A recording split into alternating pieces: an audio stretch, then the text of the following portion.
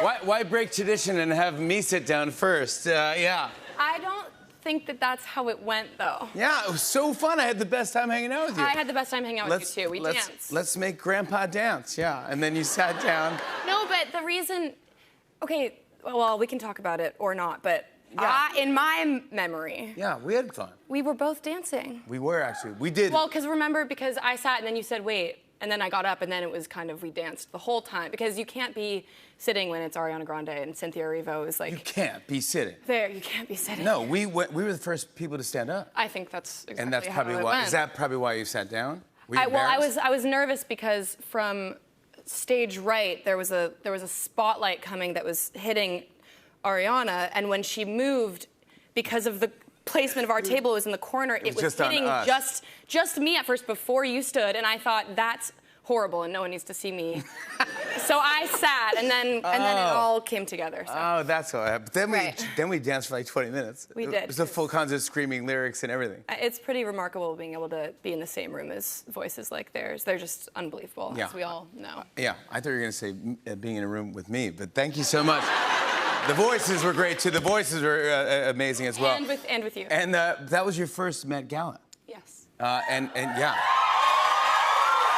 Stunner and a stunner. Look at you right here on these steps. And did everything go according to plan? Smooth sailing the whole night? Well, my shoes got stuck in a grate at the very top of the stairs. Like it was, I stepped and one heel got stuck and I was like, oh, and I tried to move forward and then the other one got stuck and so it, but listen. Hey, you know what? Shoes aren't a problem in the grand scheme of the world. No, yeah, okay, yeah, that's true, so yeah. Listen, They're actually not. We're all good, yeah, We're we go, safe, yeah. I'm happy that you're on. You were nice enough to be our, make your late night debut singing on our show, which I appreciate you doing. I will never forget that. Well, you were generous enough to have me. And now you're making your late night talk debut with us as well. So really, thank you, thank you. Thank you. And, thank you. And also, speaking of first, you just had your first Grammy nomination. Your first Grammy. Best New Art. Best New Artist. You go to the Grammys. What are you feeling? Are you nervous? Do you go that? I mean, this is fun, but the Grammys, I would freak out. That would make me nervous. I just felt. I felt misplaced in my category. I am such a mega fan of all of the artists that were in that category, and to be under the same roof as all of them. Even once, it was such an honor and it was so exciting, but it was really emotional the week leading up to the actual Grammys night. I was lucky enough to, there were different events where we were all in the same place, and so actually getting time to get to know the people behind the artist, you know what I mean? Yeah, meet these people, you hear them on the radio and you see and you go, oh my God. But they're just so sincerely, unbelievably generous and kind and curious and so warm, and there was such a, I don't know, the support felt so real that every time I got to meet one of them, I would go home and like call my mom and be like, Jelly Roll is like, he needs like this, he better leave with it. He's the coolest, like kindest. And then Coco Jones is like the most radiant, and then Noah Kahan, you're like, holy and then Ice is Ice Spice. You're just like, whoa, yeah. How does one reconcile with? You're in the club. Well. You're in the club together. You guys are all artists and musicians. And when I know a little bit about you, I think just from the internet, who knows what's true, but I read that you started out just writing and you were like, I'm not sure if I even want to perform. No, I was terrified of the concept. I started writing songs, or journaling really, when I was like, 8 years old, because I didn't want to talk to people about feelings. So I would go and write and journal, and then that kind of led to songwriting, but it wasn't, the concept of performing to a human being made me terrified. Like the night before my first show, I hadn't played a show pre-COVID, so after quarantine was lifted, we had our first show. It was truly like, I think, under 100 people, and the night before I was like, I'm sorry, projectile vomiting, like so scared, You were that scared? Yeah. We have a photo of one of your journal entries.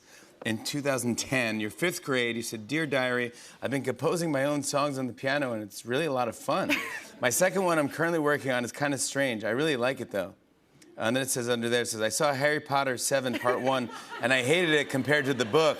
They left out so many details. And we'll just stop it there. Always the honest writer. Yeah, like, you gotta stay real.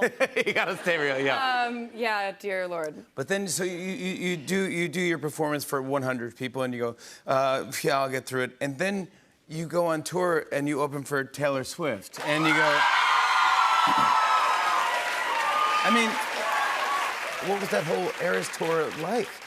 It's so beyond me. I mean, it was the craziest privilege, and we all love her dearly. It's a real masterclass to watch her do what she does, and it was honestly like what? Like, what do you mean masterclass? I felt like I was at college for this job. Like, I felt taught you stuff. I mean, you can't not. I watched every single one of her shows that I was lucky enough to open. I think we did 31, and I watched from every place possible in each stadium, just trying to pick up on how she's able to do what she does, and she's such a one-of-a-kind person, friend, artist, all the things. She's a pro. But what she does so unbelievably well in these kinds of rooms is like, sometimes you feel like you're on Mars, and then sometimes you feel like the only two people in the stadium are you and her, because she's just so connected to her audience, and the relationship that they have with each other it's really magical. And just to have been in their orbit for a summer was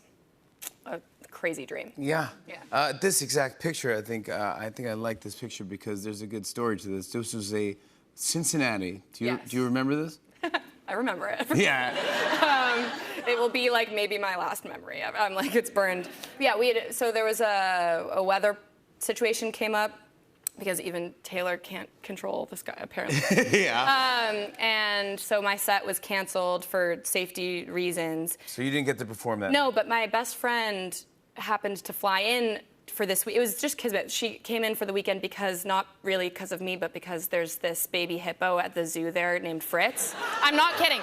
I'm not kidding. So Audrey comes in, and Audrey's also my co-writer on Risk, and she's the greatest.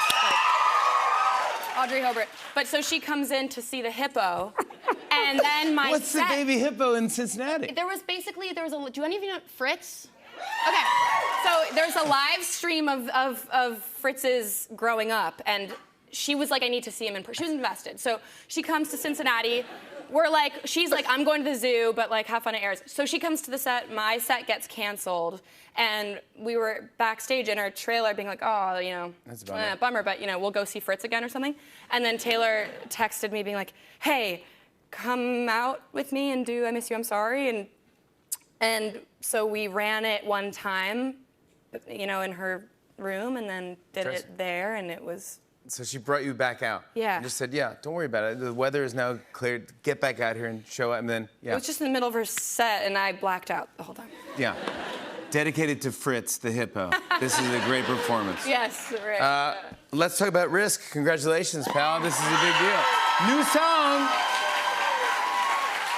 Woo. New album, The Secret of Us, June 21st.